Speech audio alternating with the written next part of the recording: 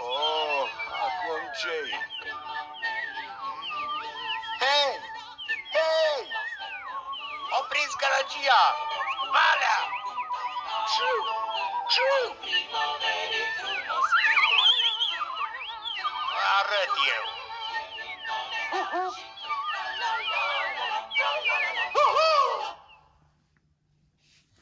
Așa, asta o să-i oprească.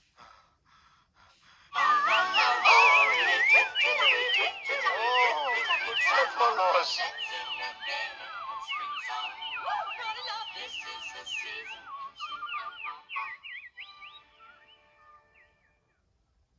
În fiecare primăvară la fel. Cirip, cirip, cirip, cirip, cirip, cirip, cirip, cirip. E cântecul iubirii. Dureri de cap, i-aș spune eu.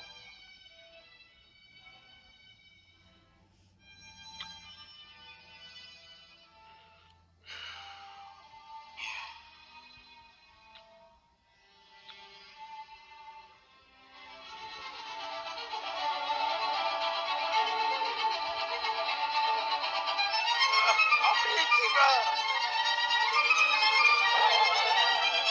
Plecați de aici, voi toți! Și tu la fel! Salut, bufnița! Nu ți amintești de mine? Vai, ăsta e tânărul prinț! Bambi! Măi, cât te-ai schimbat! Ia întoarce-te, lasă-mă să te văd. Văd că ți-ai dat petele pe o pereche de coarne.